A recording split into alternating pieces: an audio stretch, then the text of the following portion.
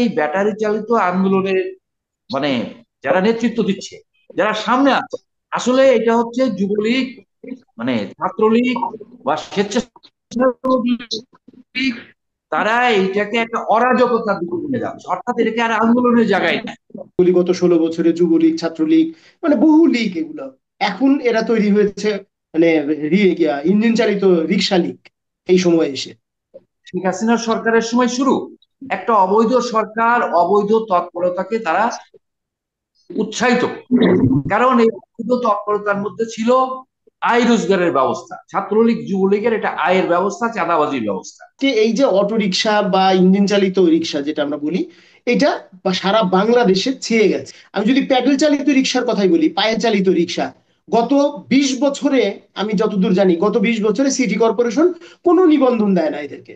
আপনারা জানেন বেশ কয়েকদিন ধরে অটো রিকশা যারা তারা বিক্ষোভ করছে, আন্দোলন করছে, এবং এমন অবস্থা হয়েছে যে ঢাকায় চলাচলই করা যাচ্ছে না। এমনকি আজকেও তারা অবরোধ করেছে, তারা ট্রেন লাইনের উপরে বসে আছে, তারা বিভিন্ন গাড়ি ভাঙচুর করছে, তারা এমনকি প্রেস ক্লাবের সামনে গণ অনশনে গেছে। এই যে বিষয়, হ্যাঁ, তাদের একটা দাবি অবশ্যই থাকতে পারে, কিন্তু এভাবে গণ চলাচল জনদুর্ভোগ বাড়ায়। আহ, মানে এটা এটা কি ধরনের আন্দোলন, এবং এটা আমাদের অন্তর্বর্তীকালীন সরকার এটাকে আসলে সেইভাবে মোকাবেলা করছে না বলে আমার মনে হচ্ছে। আপনারা কি মনে করেন? প্রথমে আমি মাহবুব ভাইয়ের কাছে যাই। মাহবুব ভাই, আপনি বলেন। আন্দোলন হওয়া দরকার এবং কথা বলা দরকার, প্রতিবাদ প্রতিরোধ হওয়া দরকার যদি কোনো অন্যায় হয়। কিন্তু প্রশ্ন হচ্ছে, এই যে ব্যাটারি চালিত রিক্সা, এটা তো অবৈধ, এটা শুরু থেকেই অবৈধ। এর কোনো কাগজপত্র নাই, এদের যারা এরা চালায় তাদের কোনো প্রশিক্ষণ নাই। এটা অত্যন্ত ঝুঁকিপূর্ণ একটা যান। তা একটা ঝুঁকিপূর্ণ যান একটা শহরে কেন, কোথাও চলতে পারে না, কোনো দেশে চলতে পারে না, কোনো সভ্য সমাজ এটা মেনে নেয়। আজকে এই ঝুঁকিপূর্ণ যান যদি আমরা চালাতে দিই, তাহলে তো দুদিন পরে বাসওয়ালারা বলবে, ট্যাক্সিওয়ালারা বলবে যে ভাই আমাদের লক্ষ্য লক্ষ্য যা আছে, ফিটনেস নাই, আমাদের এই গাড়ি চালাতে দিতে হবে। ওই ঝুঁকিটুকু আমরা বুঝি না, আমাদের এটা চালাতে দিতে হবে। অর্থাৎ এই যে অটোরিকশা নামে এখন যে বিক্ষোভটা হচ্ছে, আজকে আমি দেখলাম, বিভিন্ন অনলাইনে দেখলাম, কয়েকটা পত্রিকায় দেখলাম কিছুক্ষণ আগে, ঢাকা শহরে কোনো জায়গায় তারা বাদ দেয় না। যাত্রাবাড়ি শনির আখড়া থেকে শুরু করে ওইদিকে সেই একেবারে মাহমুদপুর থেকে শুরু করে আজকে সারা ঢাকা শহরে একটা তাণ্ডব চালাচ্ছে, তারা রেল লাইনের উপর বসে আছে। রেল লাইনের সাথে আন্দোলনের কি সম্পর্ক? তোর তো সড়কে, তারপরে সড়কে একটা নির্দিষ্ট জায়গায় বসতে হয়, অবস্থান নিতে হয়। ওরা কি করছে? পুরো সড়ক দখল করে যা ইচ্ছা তাই করছে, অরাজক। এবং আমার কাছে মনে হয় এটা আন্দোলন না, এই আন্দোলনের পিছনে আছে চক্রান্ত, ষড়যন্ত্র। এবং অনেকে, বিশেষ করে আমাদের এখানে যারা শ্রমিকদের পক্ষে কাজ করে, তারা অনেকে খুব সফটলি বলার চেষ্টা করছে তাদের পুনর্বাসন ইত্যাদি। কিন্তু আগে দেখতে হবে এই আন্দোলন, তথাকথিত আন্দোলনের পিছনে কারা আছে। আমি কদিন আগে দেখলাম পিনাকিদা তার ভিডিও বার্তায় তিনি দেখালেন যে এই ব্যাটারি চালিত আন্দোলনের পিছনে একজন কথা বলছে, এবং সে দেখালো যে সে হচ্ছে যুবলীগের নেতা, এবং সে যে যুবলীগের নেতা হিসেবে মঞ্চে বসে আছে, যে আরো বড় নেতার কাছে সার্টিফিকেট নিচ্ছে তার চিত্র সহ। তো কাজে এই ব্যাটারি চালিত আন্দোলনের মানে যারা নেতৃত্ব দিচ্ছে, যারা সামনে আছে, আসলে এটা হচ্ছে যুবলীগ, ছাত্রলীগ বা স্বেচ্ছাসেবক লীগ, তারা এইটাকে একটা অরাজকতার দিকে নিয়ে যাচ্ছে, অর্থাৎ এটাকে আর আন্দোলনের জায়গায় না। এটাকে এখন কঠোর ভাবে, অত্যন্ত কঠোর ভাবে মোকাবেলা করা উচিত। একটা সমস্যা হয়েছে এই অন্তর্বর্তী সরকারের, কারণ একটা ফ্যাসিবাদের অবসান ঘটানো, স্বৈরাচারের অবসান ঘটানো পর এই অন্তর্বর্তী সরকার গণতন্ত্রের সুবাতাস বইয়ে দিতে চাচ্ছে। অর্থাৎ সবাইকে মুখ খোলার সুযোগ করে দিয়েছে, সবাইকে লেখার অবাধ সুযোগ করে দিয়েছে, এবং আন্দোলন করারও সুযোগ করে দিয়েছে। যার ফলে পরিস্থিতি এখন এইরকম যে সবাই সমস্ত দাবি দাবা নিয়ে, আপনারা জানেন গত 3-4 মাস ধরে সবাই দাবি দাবা নিয়ে মাঠে নেমেছে। শুধু বাকি আছে একটা আন্দোলন বাকি আছে, বা একটা শ্রেণী রাস্তায় নামা বাকি আছে। সেটা হচ্ছে কন্যার দায়গ্রস্ত পিতারা রাস্তায় নামেন নাই, তারা বলেন নাই যে আমার কন্যাদের বিয়েরও ব্যবস্থা করে দিন। এছাড়া আর কারা বাকি আছে? সবাই নেমেছে। তো এইটা হচ্ছে, এটা সরকারের দুর্বলতা না, আমি মনে করি এইটা সরকারের উদারতা। এই উদারতার সুযোগ নিয়ে মানে চক্রান্তকারী মহল মানে মানুষকে বিভ্রান্ত করছে। এর থেকে সতর্ক থাকতে হবে প্রথম কথাই। আর ব্যাটারি চালিত যে রিক্সা, এটা কোনো কালেই বৈধ ছিল, এর নাম্বার নাই, এর কোনো কিছু নাই। তাহলে একটা অবৈধ জিনিসকে কেন একটা সরকার লালন করবে, কেন একটা জাতি লালন করবে? কারণ অবৈধ তো অবৈধ। যেমন আগে হয়তো প্রশ্ন উঠবে, এটা তো দীর্ঘদিন ধরে চলছে, চলতেই পারে, আগের সরকারটাও ছিল অবৈধ, এটা তো শেখ হাসিনার সরকারের সময় শুরু। একটা অবৈধ সরকার অবৈধ তৎপরতাকে তারা উৎসাহিত করে। কারণ এই অবৈধ তৎপরতার মধ্যে ছিল আয় রোজগারের ব্যবস্থা, ছাত্রলীগ যুবলীগের এটা আয়ের ব্যবস্থা, চাঁদাবাজির ব্যবস্থা। অর্থাৎ এই ব্যাটারি চালিত রিক্সাটাই হচ্ছে চাঁদাবাজি এবং আয় রোজগারের একটা ব্যাপার, এটা অবৈধ তৎপরতার ব্যাপার। কাজে অবৈধ কোনো কিছু। আর এদিকে অলরেডি কোর্ট তো, হাইকোর্ট থেকে বলে দেওয়া হয়েছে, তাদের সময় দিয়ে দেওয়া হয়েছে, বন্ধের কথা বলা হয়েছে। আমাদের স্বরাষ্ট্রমন্ত্রী সাহেব বলেছে যে হাইকোর্ট যার রায় দেবে, আশা করি হাইকোর্ট ভালো রায় দিলে, ইতিমধ্যে হাইকোর্ট একটা রায় দিয়েছে। তো আমার কথা হয়, আইনের প্রতি আমাদের শ্রদ্ধা থাকতে হবে, শ্রদ্ধা থাকা উচিত। তা এই অবস্থায় আমাদের হাইকোর্টের রায় পর্যন্ত অপেক্ষা করা উচিত। আর তার চাইতেও বড় কথা, একটা সরকার, একটা আমরা এই গণঅভ্যুত্থানের মধ্য দিয়ে একটা নতুন বাংলাদেশ করতে, সেই নতুন বাংলাদেশ অবৈধ কার্যক্রম অথবা কোনো প্রেসার গ্রুপের কাছে অথবা কোনো চক্রান্তকারীদের কাছে আমরা তো মাথা নত করতে পারি না, এই সরকার তো মাথা নত করতে পারে না। হয়তো বলবেন যে এটা পুনর্বাসন, হ্যাঁ একটা প্রশ্ন আছে, কিন্তু পুনর্বাসন একটা দীর্ঘমেয়াদী প্রক্রিয়া। আমাদের দেশে হাজার হাজার বেকার রয়েছে, তো কাজে পুনর্বাসনের ব্যাপারটা বললেই হয়। হ্যাঁ, সেই কমিটমেন্ট বা তার জন্য একটা দীর্ঘ প্রসেস আছে, সেই পুনর্বাসনের জন্য আমরা এটা চলতেই থাকবে। আমি মনে করি না এটা চলতে দেওয়া উচিত, জি। এটা কঠোর হওয়া উচিত, এবং যে কোনো মূল্যে এই ঝুঁকিপূর্ণ, শুধু অটোরিকশা না, ঢাকা শহরের সকল ঝুঁকিপূর্ণ যানবাহন অবিলম্বে বন্ধ করে ঢাকা শহরের জনগণকে এবং দেশের জনগণকে, শুধু ঢাকা শহর না অন্য অন্য জায়গায়, অর্থাৎ জননিরাপত্তার যে ব্যাপারটা আছে, এই যে সরকার দায়িত্ব গ্রহণ করেছে, অন্তর্বর্তী সরকার, আগের সরকার জনগণের দায়িত্ব নেয় নাই, জননিরাপত্তা নিয়ে তাদের কোনো মাথা ব্যথা ছিল না। কারণ তারা এই দেশটাকে আয় রোজগারের জায়গা মনে করতো, তাদের নিজের দেশ ছিল আমেরিকা, ব্রিটেন, কানাডা, তারা তো সেই দেশের সব নাগরিক হয়ে বসে আছে, কাজে এদেশের নিরাপত্তার কথা চিন্তা করতো না। কিন্তু এই সরকারকে জননিরাপত্তার দিকে নজর দেওয়া উচিত। জননিরাপত্তার জন্য হুমকি, সড়কে যে যানবাহন হুমকি, তা অবিলম্বে বন্ধ করা উচিত, যে কোনো মূল্যে। এটা ধন্যবাদ আমার মাহবুব ভাই। আমি একটু সেলিম ভাইয়ের কাছে যাই। সেলিম ভাই, আপনি শুনছিলেন মাহবুব ভাইয়ের কথা, এবং এই জাস্ট আমি একটু ছোট্ট তথ্য দিই। এই মানে গত হাসিনা সরকারের সময় তার মন্ত্রীরা বলেছে এটা নাকি টেসলা তাদের, এই ধরনের করেই কিন্তু উন্মুক্ত করেছে এবং তাদের উৎসাহিত করেছে, এবং তাদের যে আমদানি যন্ত্রাংশগুলি যে আমদানি করেছে সেগুলিকে বন্ধ করেনি। তো সবকিছু বিবেচনায় এখন আসলে সরকারের কি করা উচিত? সেলিম ভাই, আপনার কাছে যাচ্ছি। না, মাহবুব ভাই মোটামুটি একটা জায়গা বলেছেন। তো আমি আহ রিনভি, আপনি যেটা বললেন যে আমদানির জায়গাটা, আমি এই জায়গাটাই আসতে চাই।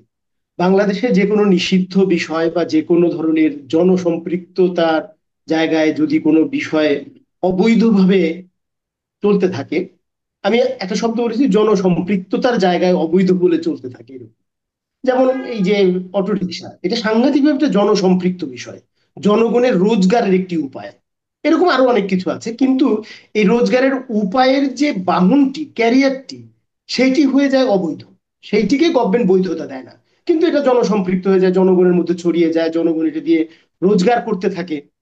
এখন জনগণ রোজগার করতে থাকে, ঠিক আছে, কিন্তু এই জিনিসগুলো আমদানির মধ্যে দিয়ে, যেটা মাহবুব ভাই বলেছেন যে এই জিনিসগুলো অবৈধভাবে চলতে দিয়ে যে একটি প্যারালাল ইকোনমি দাঁড় করায় গভর্নমেন্ট, বা বিগত সময়ের যে গভর্নমেন্ট গুলো এই কাজগুলি করেছে, তারা এই যে প্যারালাল একটা ইকোনমি দাঁড় করে, যেটাকে আমরা চাঁদাবাজির ইকোনমি বলি আসলে, এই জায়গাটা তারা করায় কি কারণে? যেটা মাহবুব ভাই বলেছেন যে তাদের নিজেদের লাঠিয়াল বাহিনী আছে।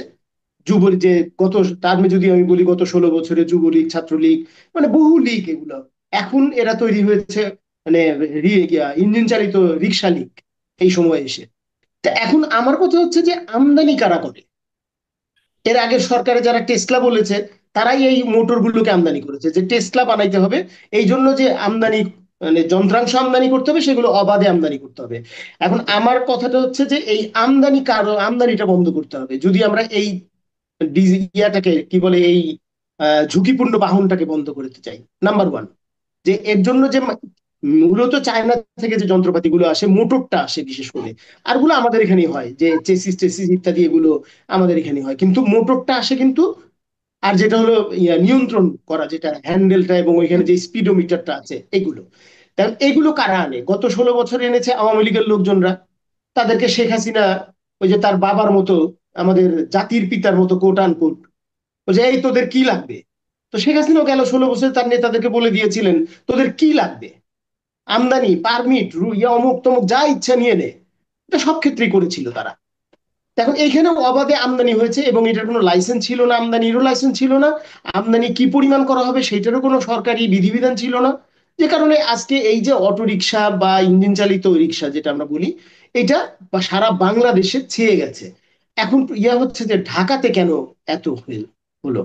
ঢাকাতে এত হওয়ার কারণটি হচ্ছে, ঢাকাতে সবচেয়ে বেশি কর্মসংস্থানের জায়গা, মানুষ বেশি ঢাকাতে, এবং বাংলাদেশের বেশিরভাগ পয়সার চলাচলটা ঢাকাতে, অর্থের প্রবাহটা ঢাকাতে।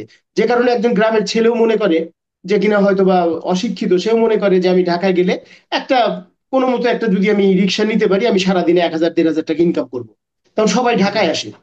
এতে করে একটা দিক, প্যারালাল ইকোনমি বা চাঁদাবাজির ইকোনমিকে বৈধতা দেওয়ার জন্য যেটা করা হয়েছে।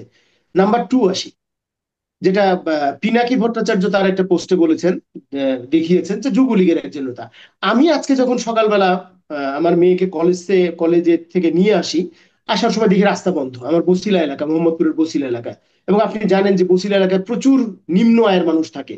হুম। বসিলা বা অ্যাডজেসেন্ট এরিয়া গুলোতে প্রচুর, তাদের তাদের বাহন, মানে জীবিকাই হচ্ছে, আগের ইয়েতে ছিল প্রধানত চাঁদাবাজি, ছিনতাই ইত্যাদি। এখন এটা বন্ধ হতে তারা এই প্যাডেল চালিত রিক্সা বা ইঞ্জিন চালিত রিক্সা, অটো রিক্সা এগুলোতে ঝুঁকেছে তারা। এখন এদের সাথে আমি যেটা দেখলাম, প্রচুর ছেলে পেলে, কাঁধে ব্যাগ, প্রচুর ছেলে পেলে।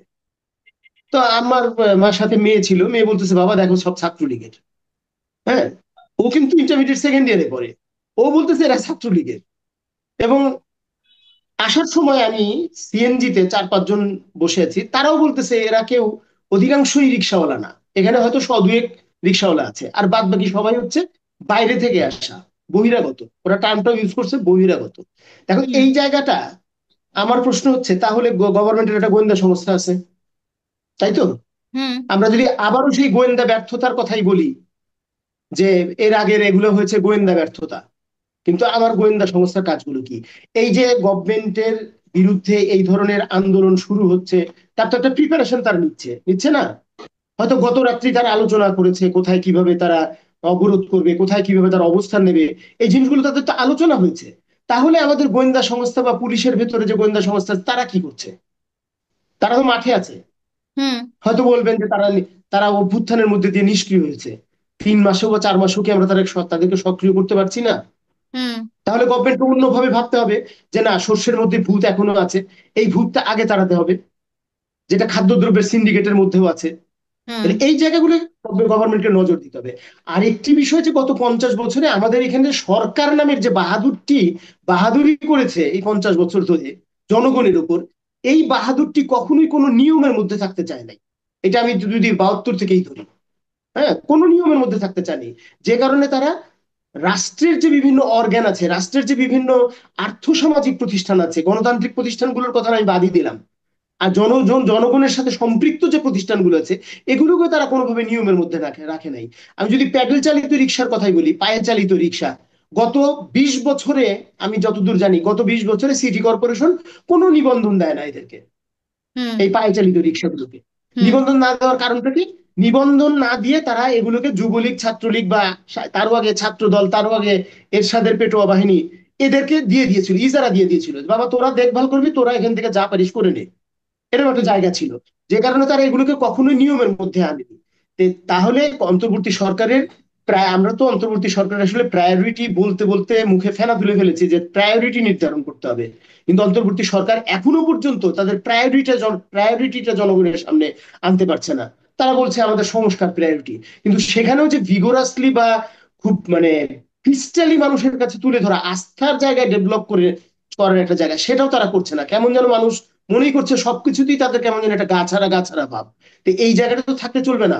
অন্তর্বর্তী সরকারের কাছে মানুষের প্রত্যাশা অনেক, প্রায় 1.5 থেকে 2 হাজার মানুষের হত্যার মধ্যে মানে রক্তের মধ্যে দিয়ে আসলে এই সরকারটি এসছে। এই সরকারকে যদি আমরা মনে করি যে নির্বাচিত সরকারকে ট্রেনে উঠায় দেওয়ার জন্য আসছে, নট দ্যাট, আমি সেলিম খান সাংবাদিক হিসেবে এটা মনে করি না। এই অন্তর্বর্তী সরকারের কাছে বাংলাদেশের গত 50 বছরের না পাওয়ার, না চাওয়ার, না হওয়ার প্রতিকার রয়েছে। আমি কিন্তু 3টা শব্দ বলেছি, না পাওয়া, না চাওয়া এবং না না হওয়া। হুম। তাহলে না হওয়ার জায়গাটা তাকে ক্লিয়ার করতে হবে। সেই এই জায়গাটা আমি বলবো যে এই জায়গাগুলোকে আসলে ঠিক করতে হবে, না হলে যেটা আমি মনে করি যে এর আগে আনসার লীগ দমন করা গেছে, এর আগে অটো পাস লীগ দমন করা গেছে, এইবারের যে জায়গাটি, এই জায়গাটি কিন্তু দমন করা খুব কঠিন হয়ে দাঁড়াবে। কারণ এটা সাংঘাতিকভাবে জনসম্পৃক্ত একটি বিষয়, সাংঘাতিকভাবে।